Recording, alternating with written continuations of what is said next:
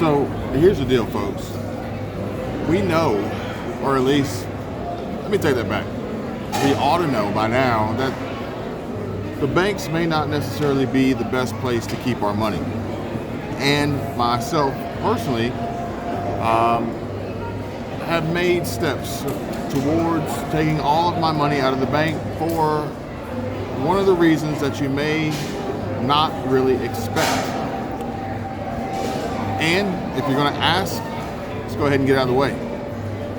The credit unions are really no different than the banks in this regard. Now, I'm currently sitting in I think it's a Rainforest Cafe or something, I'm not 100% sure, here in Jurassic Park in Orlando Universal Studios. And this entire trip, this is day 2 of our trip. We are actually trying to eat lunch. And this is day 2 of our trip. And what we have come to the realization so far is that cash is essentially not necessary. I don't want to say it's useless, but here we use credit cards for safety, protection, points, and again, we're not tying up our cash. Therefore, the last thing I would really want to do is have my cash, which I've protected, sitting in a bank, sitting in a credit union, losing its value, losing its strength, losing its greatest ability, which is its ability to multiply itself and create more cash. These are not necessarily things that you'll be taught in school, maybe not even in college by professors and economists. But at the end of the day, folks, I don't want my money in the banks. And it's not because I think that the banks are going to steal my money from me or steal it away from me. We've got FDIC insurance, we've got NCUA insurance, we've got Mr. Biden, the Federal Reserve, Janet Yellen, the U.S. Treasury, backing depositors up. So I'm not really worried about that. We've already seen how capitalism works, and then some. So why am I taking all my money out of the bank? It's because the bank is literally the best place to keep your money if you want to lose it. And you're losing it through inflation. No question that inflation is, relatively high, although it's coming down according to the Fed and recent CPI reports, but ultimately that's all based on time. And it's relative to the last price that was recorded within a 12-month period to calculate the CPI inflation number. At the end of the day, the food that I'm soon to eat here, it's an entree. It costs $16, $17, almost $20 to eat. And that is inflation, folks. There was probably a time where you could probably eat here for around $8, $9, or $10, which was still relatively high. But at the end of the day, the prices are going to continuously go up.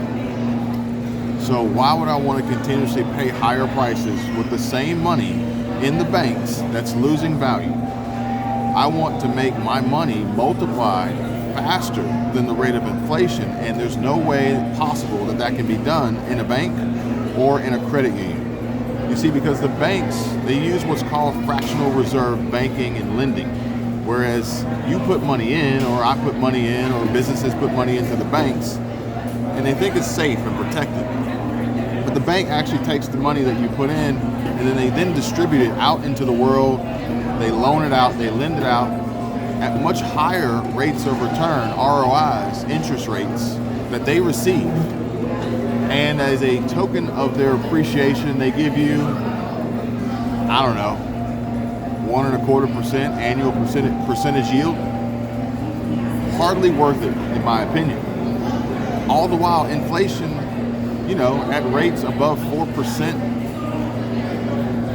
some of the highs that we've seen here recently, 1.25% annual percentage yield, 1.25% APY is nothing.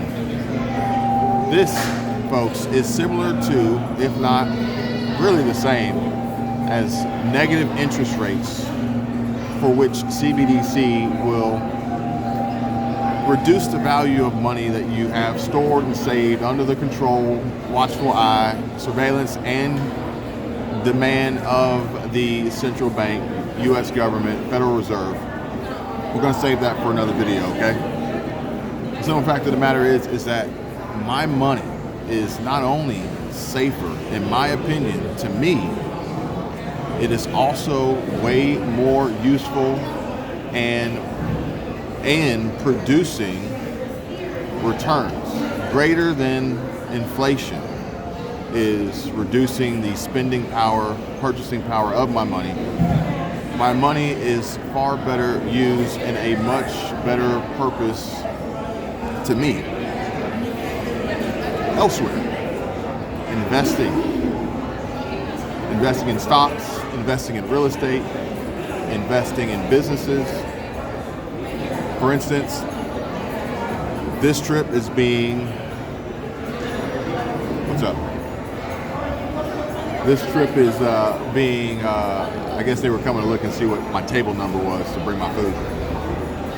With this trip, we're using credit cards, folks. Now, granted, these credit cards will be paid with cash, but these credit cards, these business credit cards, they earn points, they earn rewards, they earn cash back. Cash doesn't do that. Again, business credit cards. Therefore, this entire trip is a business write-off. Cool. But something that a lot of people may not necessarily really understand is that a business write-off is just a reduction of your earned income. Therefore, less taxes you have to pay, which ultimately makes the money you make go further because you're not paying the IRS. But the beauty of it is that you can use business credit. You can use business credit cards to fund your business expenses that are revenue and profit producing, to then bring back rewards, bring back cash back. There, you can see how ridiculously expensive it is to eat. This is inflation, folks. So that you can use these business credit cards to bring back rewards, bring back cash back, and then use your cash to pay off the credit cards, obviously not incurring interest on the purchases.